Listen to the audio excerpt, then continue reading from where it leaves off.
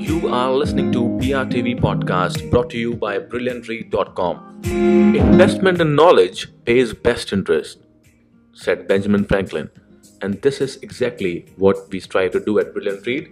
We bring stories, facts, advice, and lessons from the successful entrepreneurs, investors, coaches, and mentors.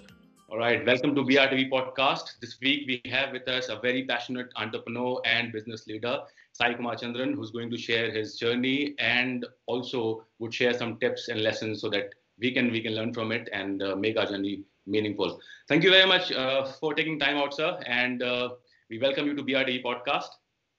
Absolute pleasure, Harsh. I'm really happy to be here and hope to make this a worthwhile conversation for everybody who's listening in. We hope for sure it would be, because we're going to learn from your journey, and we know that you are an accomplished leader yourself. You are also an advisor to multiple SMEs. You are a coach to executives and business leaders worldwide. So we hope that we're going to make something out of it for sure, for our audience and including me. Right. So, sir, talk us through your journey. You were into corporates, and then you started your own venture called Orbit Shift. We would love to know particularly two things here. Why did you leave that handsome corporate job where you were making significant amount of money, and then why did you start Orbit Shift? Thank you for that question. I think I keep getting asked this so many times. So I think somewhere, Harsh, the seeds of meandering have been laid in my journey, and that's what I've been doing. So education itself was experimentation with my career. I started working very early, and then unlike a lot of my colleagues and batchmates who really sort of went through the MBAs, etc., and got to the management training program and got to the organization, I started my journey absolutely from a feet on the ground sort of level and worked my way up. So in that meandering, I picked up pretty much whatever I could, and that's where, through my exposure with some of my mentors, Harsh, business roles were always really up on the radar. And at one point in time in 2012, I tried my first hand at entrepreneurship.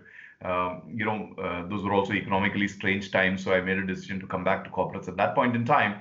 But the plan was that by the time I turn 40, I need to jump out and I need to do something of my own where I can generate employment. So in a nutshell, that's where the story is.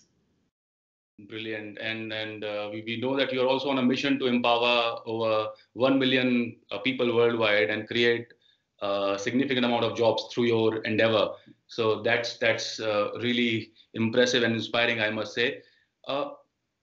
We would love to know about your failures, because in this long journey of over 25 odd years, there must have been some low phases. Like you said, you tried venturing into entrepreneurship in 2012 once, but you took a backseat probably, and then you waited for some time. You learned from your mentors, as you said. We would love to know more about that as well, please, from you. Sure. So I think failures are many, and that's what we learn from. So I think one has more failures than successes. But let me take three different arenas. Now look at a professional front. Several times when you're trying to grow in your career, and I grew really fast in my career. You always don't pay attention to relationships at times because you're so competitive. You're literally competing with each other, and then you do lose out on a few good people. So I definitely consider that one of my failures, and I've learned how not to lose relationships, at least now, for the sake of not for the sake of competition, at least. The second, like you very rightly said, my first entrepreneurial stint really didn't end up the way I would have wanted it to be. I wanted to make it big at that point in time. I had a lot of failures. Financially, it was very heavy. In fact, it took me almost a decade to sort of settle down on some of those counts. So those taught me a lot of lessons on financial management, business management, etc. Then there is a whole bunch of lessons on personal front. And in my journey, there have been times when my health has dipped. And you won't believe at one point in time, my weight almost started touching about 100 kgs plus. So I had to work really hard to get it down, and then, get down to marathoning and a whole host of other things to really recover health. So like that, there has been one too many. but these absolutely were some of my top ones which taught me. Right, and we also know that you said you were into marathoning, and you still are. You were active pretty much into many co-curricular activities there. You love poetry as well. We you are probably a certified psychologist, if I'm not wrong. Yes, that too. Yeah. Yeah. So we would love to know how does that help you in aligning with your mentees, your people that you coach? How does that Mm. help you in your personal journey as well? Is that important, to keep ourselves sane all the time? Because when you are into entrepreneurship, there are so many challenges. Not only entrepreneurship in leadership world as well. You have to combat many situations. So how Mm. does that help us? I mean, these activities that you participate in. Sure. So you also brought in education. So I think I'll just pause for a moment on that one first. And Sure. look, in my mind, there is absolutely no substitution to good education. And I'm not talking about a degree or any of that stuff. I mean, a book could be a fantastic piece of education. One of those courses from the MOOCs platforms could be a good education. A conversation over an extended period of time with some well-wishers could be good education. And that's where one thing that has always come in handy for me is good education. So whether it was psychology or getting down to the executive management program that I did, or a whole host of other certifications, in the toughest of situations, there is a lesson that you learned somewhere many years back, which you're able to use for yourself or one of the entrepreneurs that you're working with. One. Two, you refer to a whole host of these extracurricular activities. Well, I really don't call them extracurricular.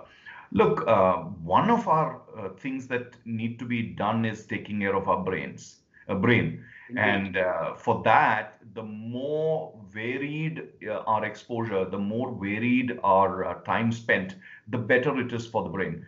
So if I go down and learn the flute, or if I'm trying to work on my piano skills or write poetry or marathoning or whichever, it is encouraging me to push my capabilities further and engage my multiple intelligence. And then, Harsh, what happens is I can confidently then challenge some of the coaches that I'm working with to do something similar. Look, one of my principles is don't feel like a fake when you're talking about things. So Yeah. that's where this all comes down to. Perfect. Brilliant. Right. And we've just, or in fact, we are going through. I was about to say that we've gone through. Looks like we haven't yet. We are still in this COVID times. Uh, you know, how what were the things that you did during this challenging time Mm. that ensured there was no impact or minimal impact, I would say. Uh, Mm. and you seem to be resilient enough because you shared with us earlier that you managed it pretty well.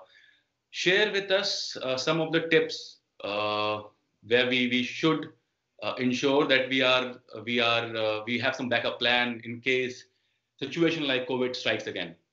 Sure. So, at a very basic value system level, Harsh, the most important thing for one to have is really a lot of faith. And, that element of faith in one's own, gurus or God or whatever that life force is that one believes in, it's extremely important, because in situations like these, sometimes the best laid plans can be totally a waste. And that's when faith comes in handy. For me, definitely the last 12 months, I wouldn't say faith got tested, but definitely I banked upon a lot of the faith. That's one. Number two, technology is very important in today's world. So adapting to that technology and things works. But at the end of the day, what really pulls us through is human relationships. So had it not been for my family, my partners, the friends that I work with, a lot of that negative energy of what everybody was going through would have caught up onto me. So every once in a while, one would dig back. But talking about what you were asking for from a backup plan perspective, hey, here are a few things that I published even in a video that I put on, YouTube. That one big lesson is our own financial management, how to live within our means, how not to really, pull on those kind of liabilities, financial liabilities, which we can't service. And especially in today's debt-oriented world, I have seen so many people suffering because they had a house loan, a vehicle loan, and tens of such things. I'm not against material. But look, at the end of the day, if we don't have a safeguard built underneath some of these things, when tough times strike, they can be a big challenge. The second one, absolutely, absolutely top on my list, is taking care of health. And that's what really works. So I would really hope that we don't have times like COVID again. But if it does strike, never again. so yeah, these are two things that I would definitely want to leave with all of our audience. That one, take care of your financial health, learn what is the best for you, and have sufficient cushion there. And second is take care of your health. Very important.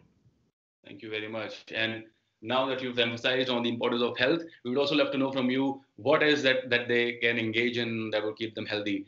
Probably their diet or activities. We would love to know from you, because you yourself are a marathoner, and you shared that you are into too many activities that take care of your body and both physical and mental health. So, Sure. Your tips, please.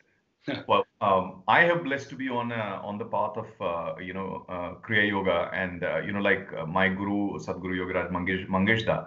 What he says is the best of the best advice, which is yoga in itself combines so many elements of things. So Kriya Yoga, Ashtanga Yoga, these are things which have so much of wisdom piled into them.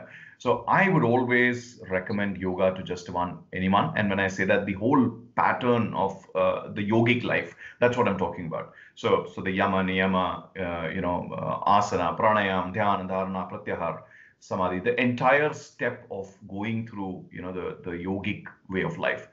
Look, at the end of the day, Harsh, a lot of us love our food. I would say eat and drink whatever you can handle. Let me just put it that way. I am not one to say don't eat this, don't eat that. But eat whatever you can handle. If you know your body's limit, then you pretty much can take that on. So that's the second bit.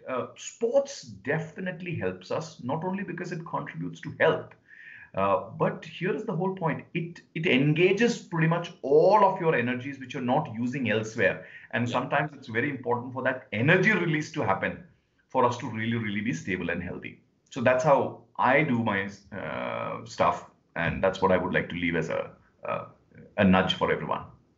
Thank you very much. That's really helpful. Probably some of our audience would relate to it, and they would now learn the importance of these activities. I mean, they, as you rightly said, they must release their energy, because it would help them perform optimally then. Otherwise, if they have some negative energy trapped inside them, then probably it will cause some hindrance in the form of anxiety or stress or something or the other. Right. So thank you very much, sir, for sharing that tip with us. In fact, just wanted to add one thing there, Harsh, because you mentioned the trapped negative energy. Yeah. In our modern life, a lot of people are suffering from anger and a whole host of other issues, and people tend to sort of have that pressure cooker phenomena with a lot of people around them. Yeah, so just take off on somebody for no reason at all. What is all that? It's all that pent up negative energy, like you said. Yeah. Right.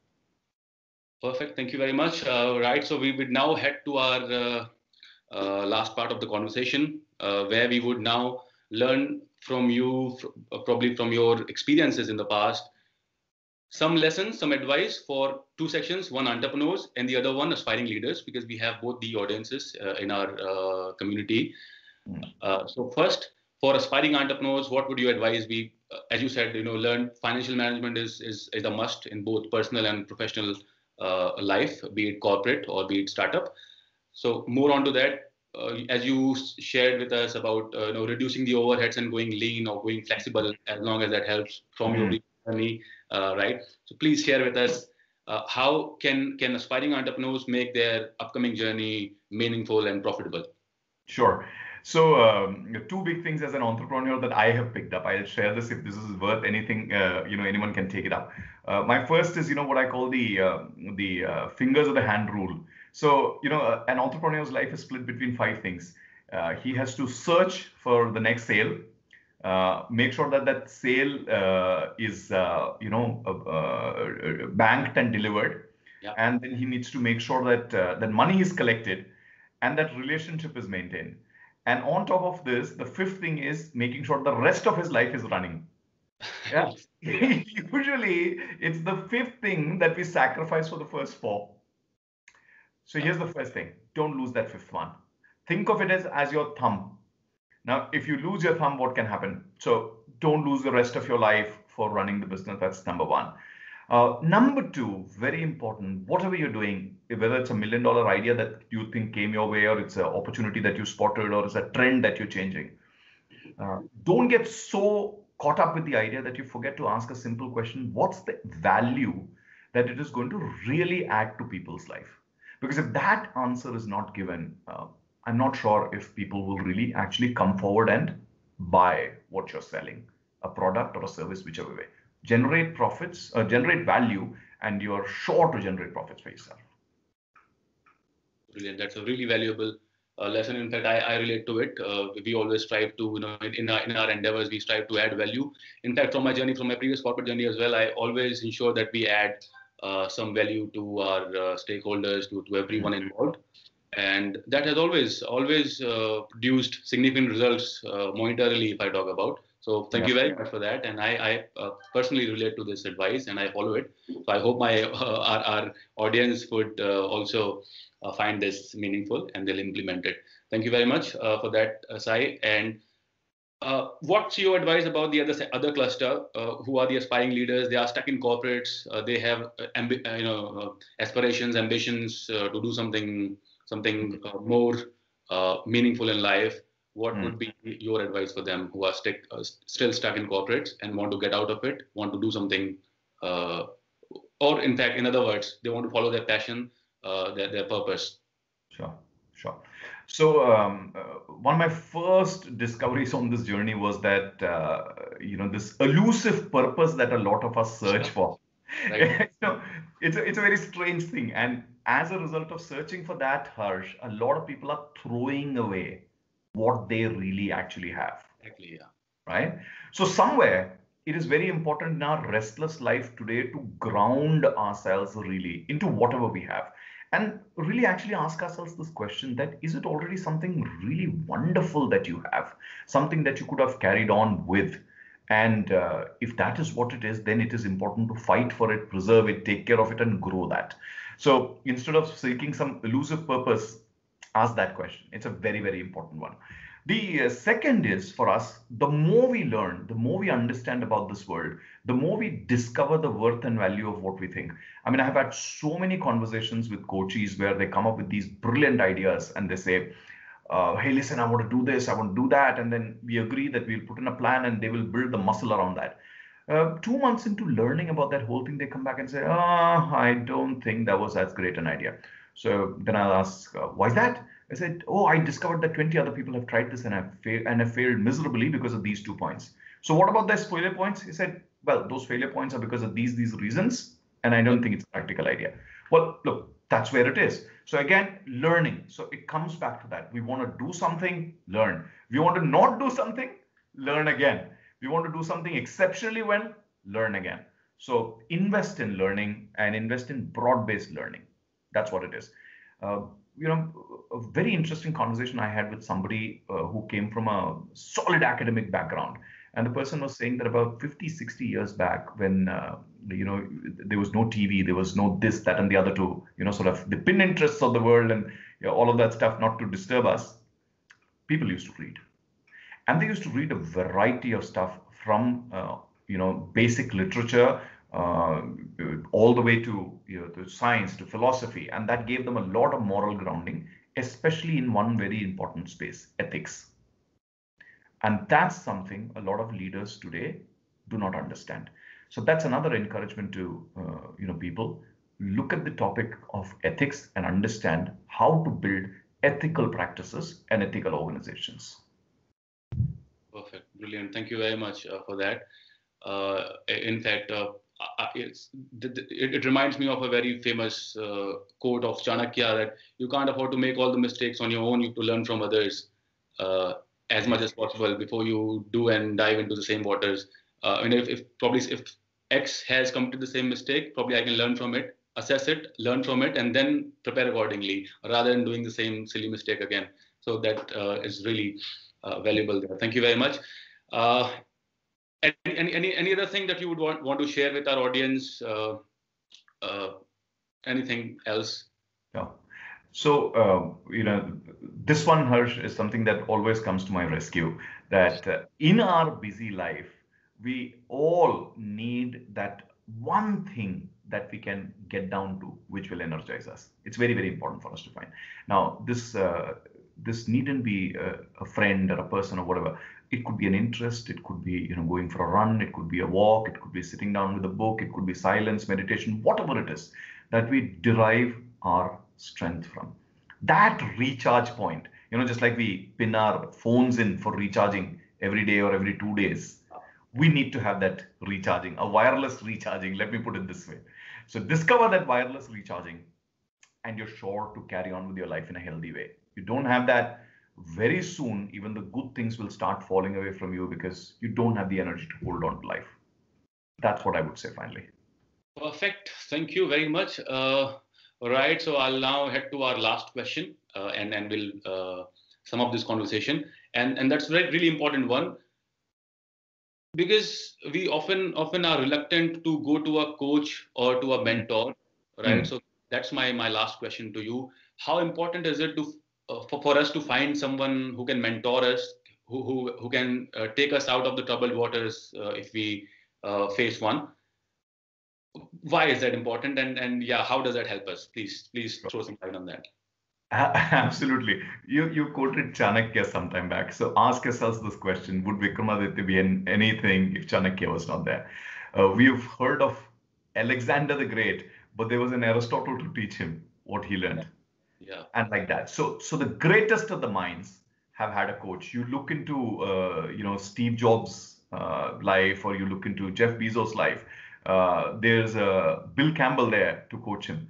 So that is undoubtedly one of those blessings that you can have. Having a teacher, having a guru, having a coach, having a mentor, or even having a team which is willing to really just push you and your envelope.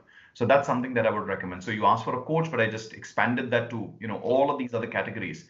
But it is phenomenally important in today's world, because cutting the clutter in our mind to get around to clarity is one of the most important things for success.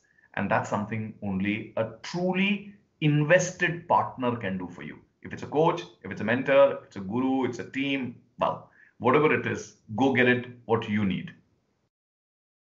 Right. Thank you. It answers pretty much. I think those from our audience, all those who are reluctant to go to a coach or a mentor, would now understand the importance of it, and probably they'll find one now. So thank you very much.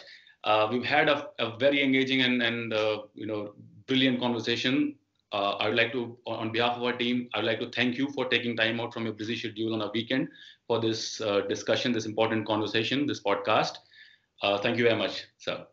Absolute pleasure, Harsh, to you and your team, and for all our audience who's watching us or listening to us. Thank you so much for your time. Hope we made it worth your while. It indeed was. We believe, yeah, we hope that they'll listen to our conversation, and then they'll take out all the points that adds value to their life. Sure. Thank you. Thank you for your time. It is a constant endeavor at BRTV to bring stories, advice, lessons, and mantras from successful entrepreneurs, coaches, and mentors. So stay tuned. If you haven't already subscribed, subscribe to our channel on YouTube, follow us on Instagram, and follow us on all the social media channels to stay updated and stay motivated.